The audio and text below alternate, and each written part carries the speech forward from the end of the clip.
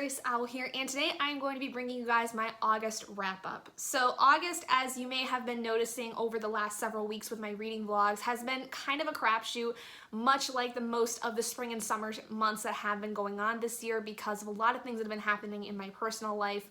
I had a lot of unfortunate events happen this past month that have really made it difficult for me to do a lot of reading because I've been having to really step away from a lot of things and try to recompose myself, and I'm still honestly dealing with a little bit of it because I've just been noticing my mood has been a lot more aggressive lately, and it's something I'm trying to work on, but I'm trying to understand where the aggression comes from, and I think it's just because there's been a lot of things happening all at once for me right now that it's been really hard for me to cope with. And I hope that September and October are going to end up being months where I feel like things change, because those 2 months specifically are going to be months I'm not participating in readathons. So my hope is that I can get caught up on my arcs and stuff, and that'll help alleviate some of the stress that I've been dealing with, because I've been so backed up with arcs because I've had so many things happen over the last several months that have affected my reading time and my reading, experience, that it's just been very difficult for me. So I'm trying to get some things figured out with it. I have some things that I'm planning on doing in the next couple months before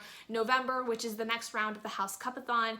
And I just really hope that these next couple months are going to be better, because August, for instance, was just probably one of the worst months I think I have had this entire year. And if you've watched my reading vlogs this past month, you would know why.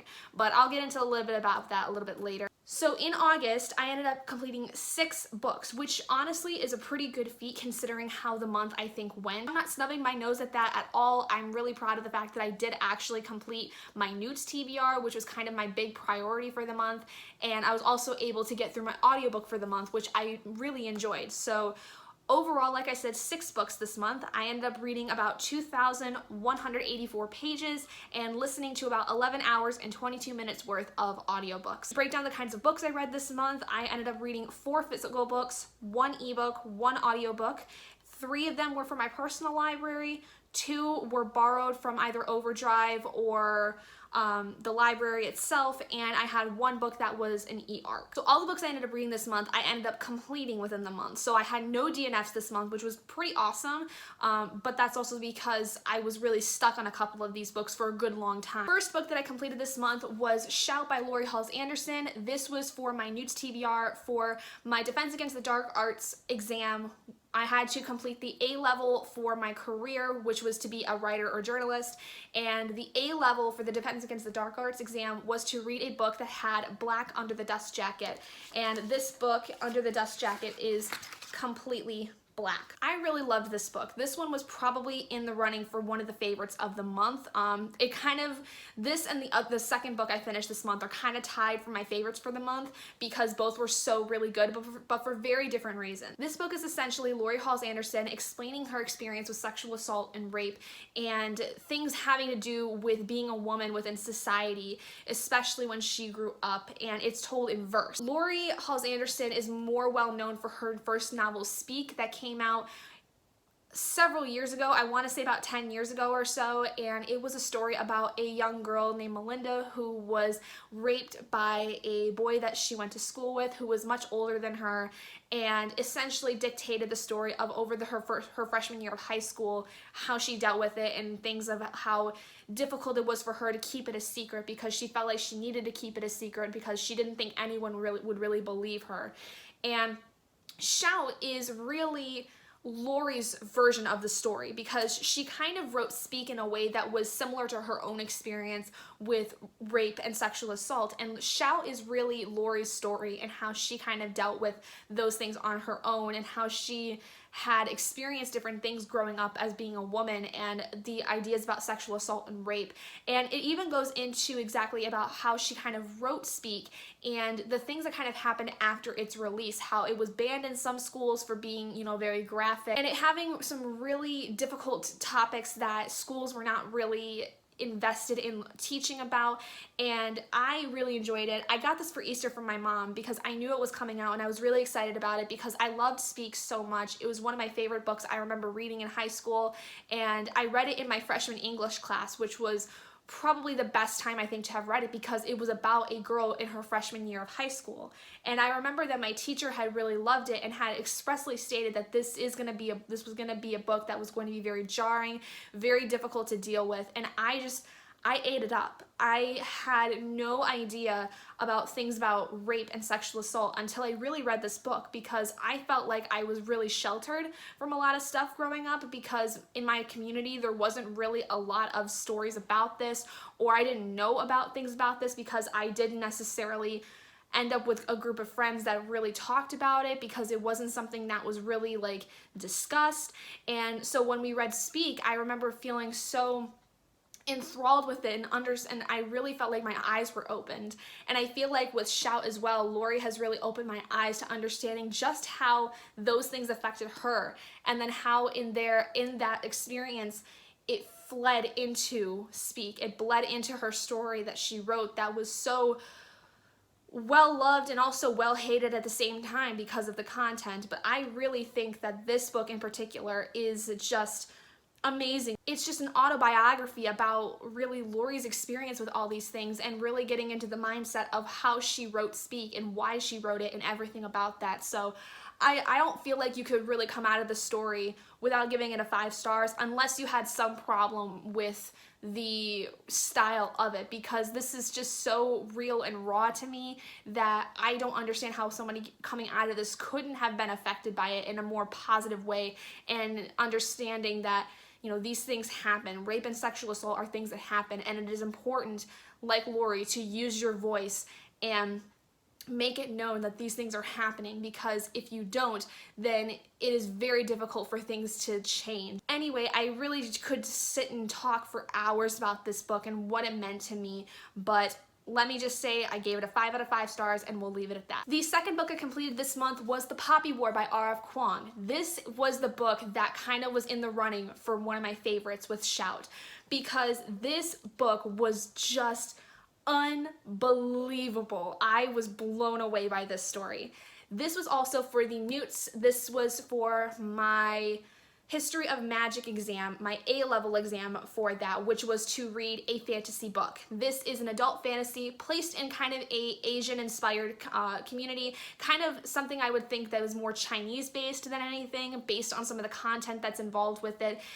This essentially is following a girl named Rin, who is, in the beginning of the story, going into these exams that are really, really important. They are some of the most hardest exams that have ever been known to man, because essentially if you get within a certain range of scores, you are then able to go into this military academy that is really, really like high up there. Like, it's very elite, so it's very, very difficult to get into.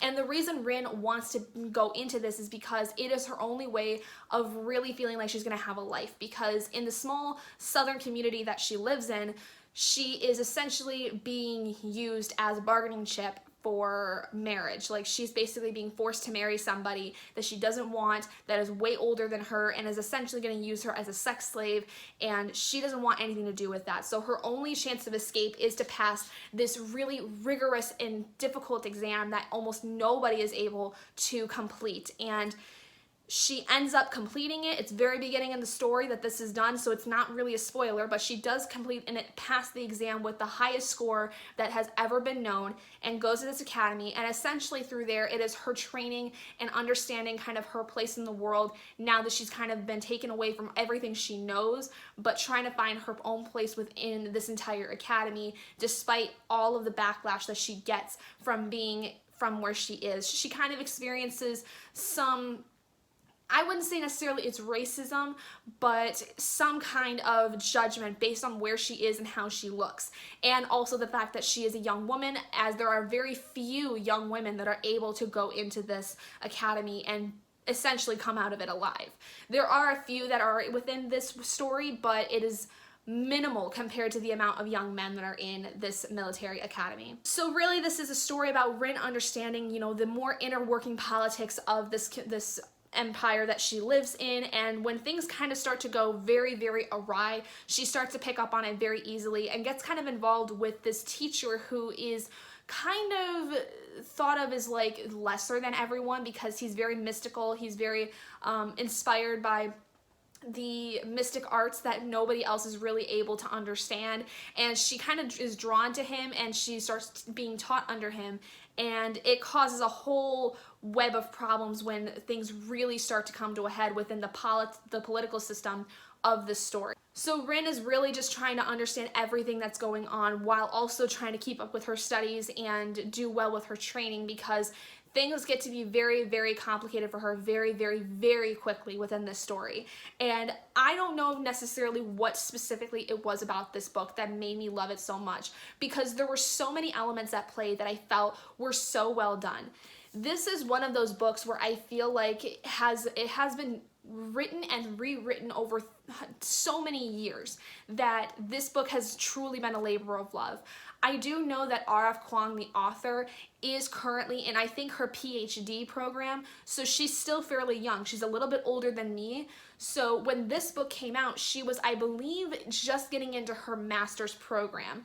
And for someone that young to have written a story with this caliber, with the amount of world building was in it, and the political intrigue, and the magic system that was involved with it, this book must have taken her years to write, and it shows how well crafted and how well revised this book must have been done. Like, it just seriously feels like this book has been worked on for so long, and the amount of work that has gone into it so clearly shows, because it was well written, it was well paced, everything was very well developed for a first novel in a trilogy, and I could not leave this book without smiling. I was so happy with how things had been done, and the very last part of this novel was a heart-wrenching experience, let me tell you. Like, I seriously felt like my heart had been ripped out of my chest many times and stomped on so many times within the last part of this novel.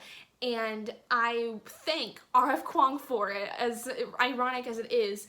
I don't know what it was really about it that I could pinpoint. Just everything about this book was great, from the characters to the world building to the political intrigue to the magic. I loved it so much. And I have an arc for the Dragon Republic. I was fortunate enough to get an arc for that novel that just came out this past month, and I'm so excited to hopefully be able to get to it in September, because I need to know what happens to Rin after the things that have happened in the Poppy War. Like, I've already been hearing so many things about how people have been reacting to the Dragon Republic and how they love it, but how it's still so heart-wrenching. So I'm ready. I'm ready to have my heart broken again by R.F. Kuang, basically. I ended up giving this a 5 out of 5 stars, if you couldn't really tell by all the ranting and raving I've been doing for this book. And then unfortunately from here, things kind of went a little bit downhill as far as my enjoyment of the rest of my Newts TBR. And the first book that I kind of came across that was really, really disappointing was The Demon King by Cinda Chima. This is the first book in the Seven Realms series, and this was for my Newts History of Magic exam, the E level, which was to have a book that had at least a map in it, and this one did at the very beginning of the book. This edition did at least. This book was really, really disappointing in a lot of ways, and I kind of sat and ranted about it a little bit in one of my reading vlogs, but essentially to give you guys an idea of what I didn't like about this, it just seemed so mediocre. I really had no clear feelings for it. I was really uninterested in most of the story. I'm surprised that I even actually finished it, because it was very, very dry, it was slow, nothing really seemed to happen for a long part of it, and the things that did happen, I didn't feel any specific feelings for. I wasn't really invested at all in it. It just felt so dry to me. I didn't like the writing style, I will say. I also didn't really like a lot of the way that the story was paced. There were some perspectives in the story that I felt like were unnecessary, and I really truly think that there could have only been one perspective that was needed. Maybe two, considering that there are two main characters within the story that have a major impact. And I don't know, just everything about this was really not okay. I didn't like it at all, and I I understand how some people could enjoy it, but I really didn't enjoy it enough to even want to pick up the next book. I'm not really impressed. I was really unimpressed with this one. But to give you guys a little bit of an idea of what the book's about, this is kind of supposed to be split up between two characters. One who is the princess heir to this kingdom, and essentially she is being forced to marry at about 16 years old. Her mother thinks that it's important for her to get married as soon as possible, and she kind of has a Princess Jasmine idea about it, where she doesn't really want to do anything with that. She wants to be on her own and wants to kind of explore her kingdom on her own and kind of rule things without a husband. She doesn't think that she needs a husband of any kind. So she's also kind of like Merida in a way. Then there is this other character who is kind of like a peasant, but he used to be kind of a crime lord within the kingdom, and after he has to start taking care of his family, he kind of moves away from that, but things kind of start to catch up with him when he comes across what's called a high wizard, and he comes across a certain amulet that this high wizard drops that normally is supposed to burst normal people up into flames, but for some reason he's not, and so that sends in a lot of questions about this character's background and exactly who he is and where he came from, and there's a lot of questions that are kind of being brought up as things kind of divulge throughout the story that I can't really get into without spoiling anything. But eventually these two kind of come to meet at one particular moment that kind of was happenstance, but really had no effect on the whole rest of the story. And that is, I think, what really pissed me off the most about this, is that these two are supposed to meet at one particular moment that is supposed to then, therefore, according to every other fantasy I've read where two characters meet, that point is supposed to change everything within the story. And the moment that they meet was really just a little blip on the monitor of the entire story. Like, it was almost a non-existent change. Like, there almost was no change in the story from these two meeting.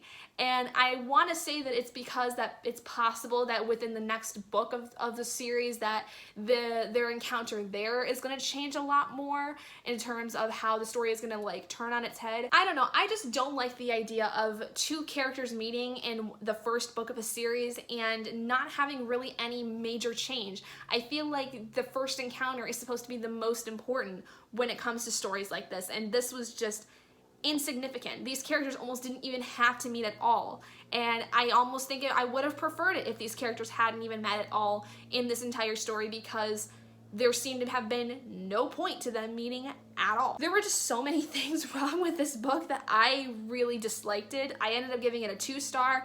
The only reason I gave it a 2-star is because I was actually able to finish it.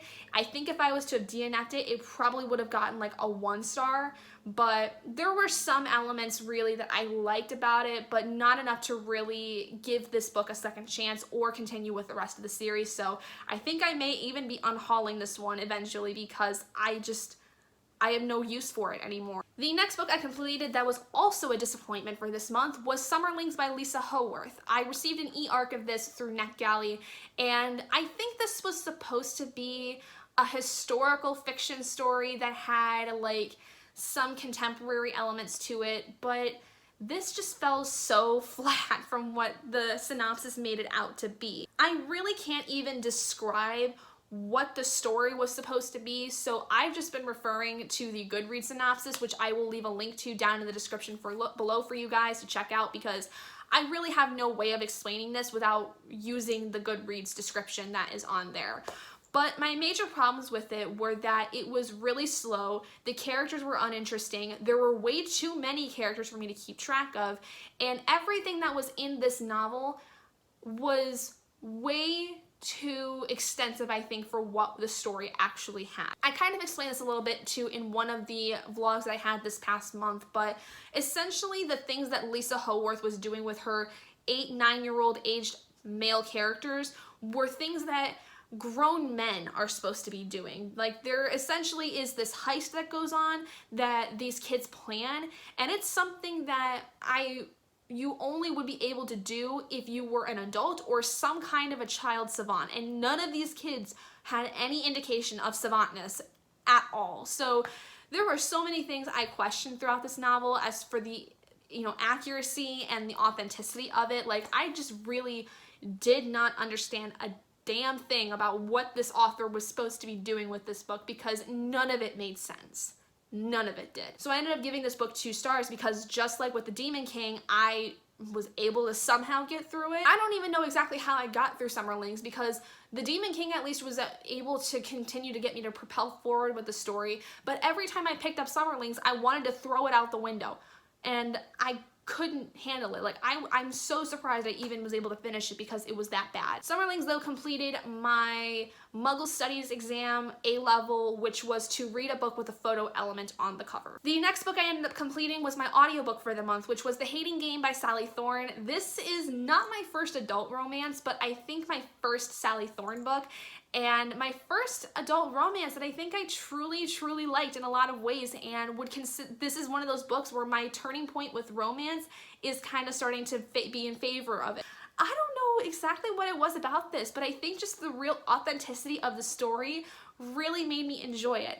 I only gave it a 4-star though, because there were some things that I was not okay with when it came to the male character, the love interest, but in reality, he actually reminded me a lot of a guy that I used to go to school with that I kind of had this hate relationship with. I absolutely despised the guy, but he constantly flirted with me throughout our life from elementary school all the way up through high school, and I could never tell though if this guy was ever really serious, because he always used to pick on me too. And so I kind of felt this love interest, Josh, in the story was very much like this guy. Like, I had the same amount of disdain for him that I had for this guy that I went to school with. But I truly, honestly think that, you know, if things would have played out differently in my life, that the guy that I went to school with was gonna be exactly like Josh. Like, the kind of relationship that the main character Lucy and the love interest Josh have in The Hating Game would have been very similar to, I think, what this guy and I would have had if things had turned out very differently in our lives. But I really enjoyed it. I felt that the sex scenes in this romance were really well done, and it was a really slow burn, and I was surprised by that. There were things that were going on in this novel that I thought would have, you know, happened a lot quicker, but I'm honestly really glad that it was this slow of a burn, because I kind of felt like by the end of it, I was relieved, and I just felt so satisfied with the whole story.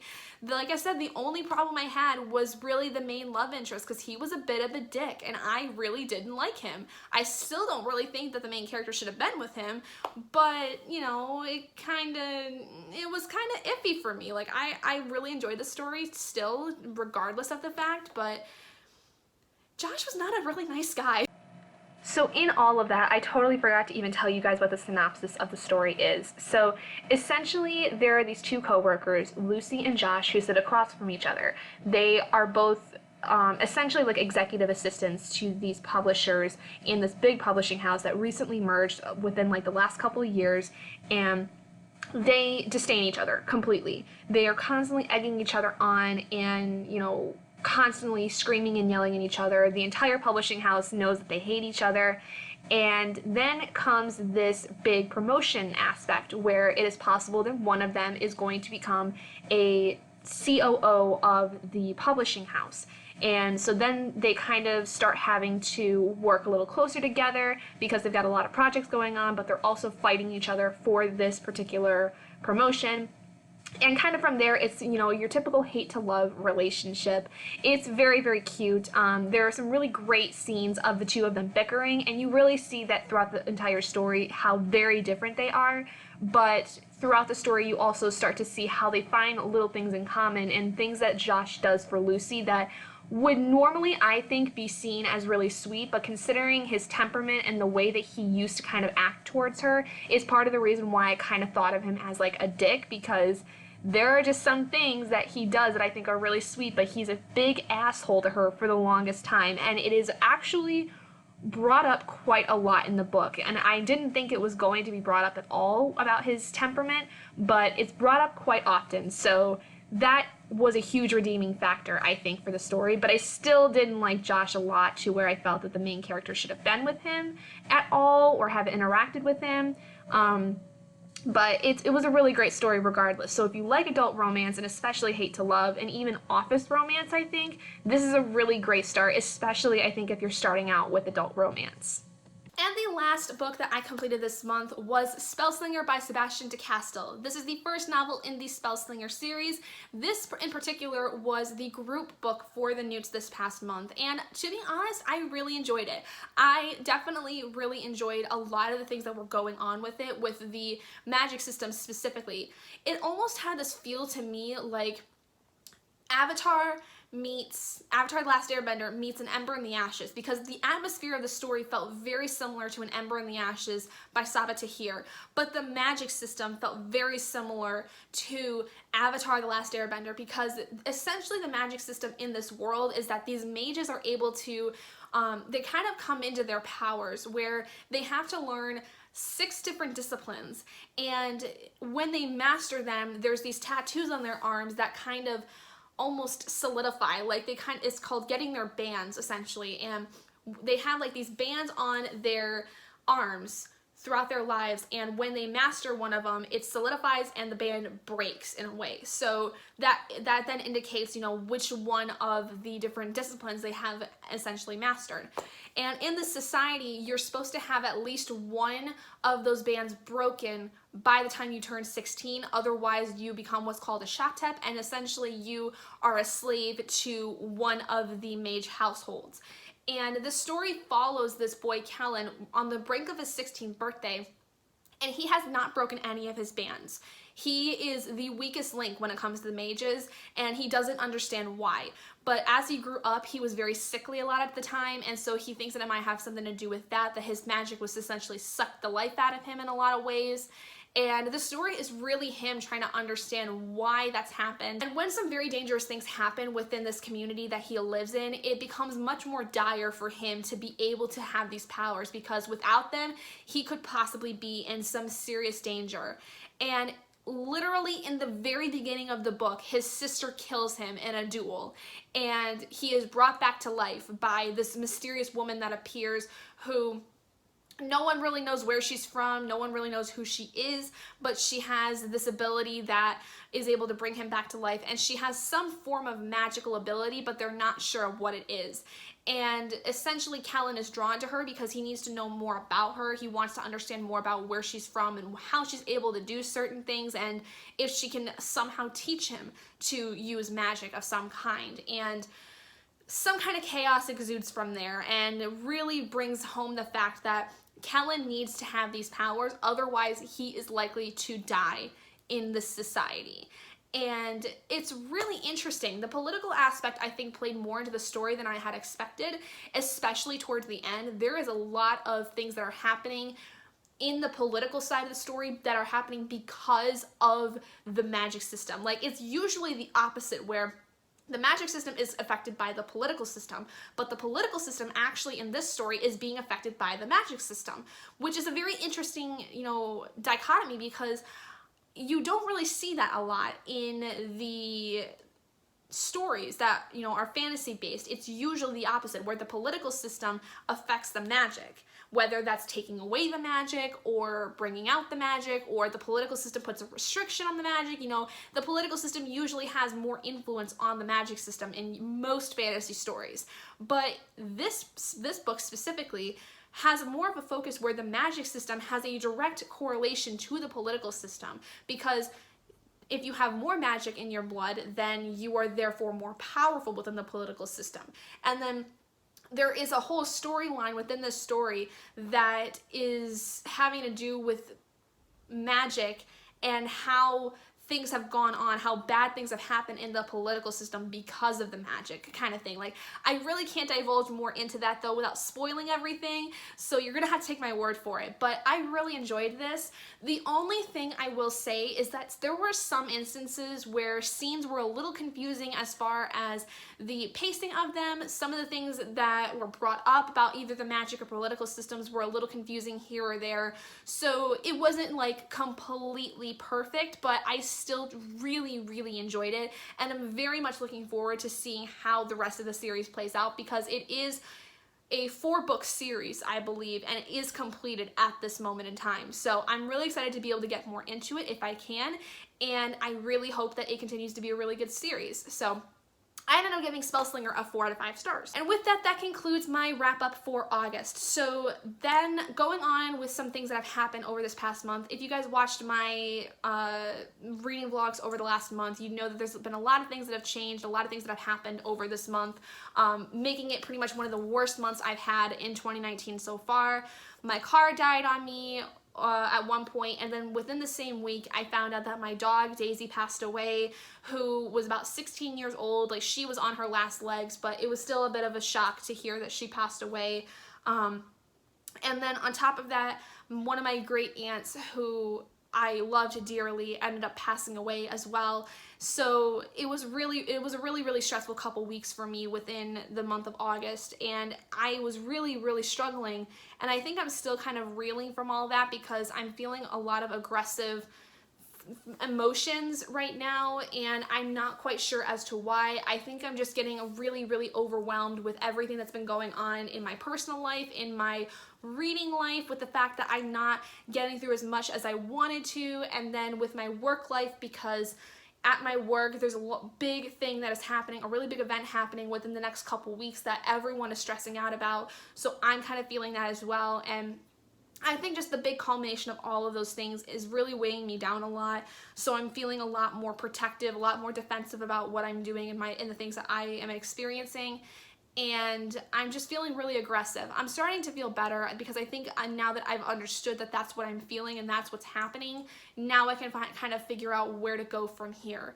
So I'm just trying to find the best way to kind of balance all of these things, and that's kind of also why many of my vlogs have been very sparse, because I haven't really had anything to film, because I haven't done a lot of reading because I've been so stressed out about all these things. And then because I'm not reading, I'm not getting my arcs done, so that adds even more stress to myself. So I'm just trying to find like a really good balance, and I think that going into this next couple months, with the fact that I'm not going to be doing any readathons in September or October, that's going to alleviate a lot of stress, and I can spend more time getting through the arcs that I have needed to finish for now several months.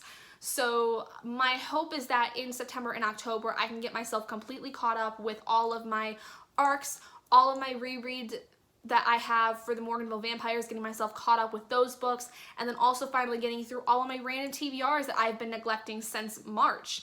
And I just am starting to kind of put things back together. So I'm doing okay, I'm doing better, but right now I'm still trying to pick up the pieces basically from the last month that I've been dealing with. So keep that in mind, that I might not be posting a lot, but I'm going to be trying to post more on my blog and my Instagram, and my YouTube channel is going to be a little bit more sparse because I'm not going to have very many vlogs going out this month, but I am planning on doing a couple different vlogs maybe over the course of the month, or at least in October, I know for sure, because I do plan on doing a reading diary of my reading of the Morganville Vampires, and I may even do a reading diary of the random TBRs. I'm not sure.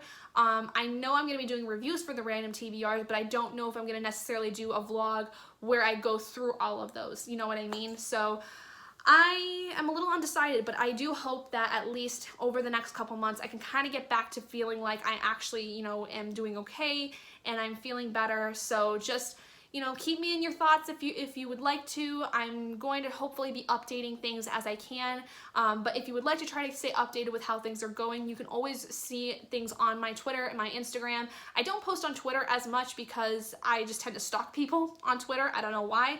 But you will usually see more updates on my Instagram, and then you can also check out my blog, because I'm going to hopefully be starting to post more things on there as my schedule kind of tries to clear up a little bit, because now that with my work life being a little bit less stressful now as time's getting closer and closer to the big event we have, I'm going to hopefully be posting more on there. But anyway, I will see all of you guys in my next video. Bye guys!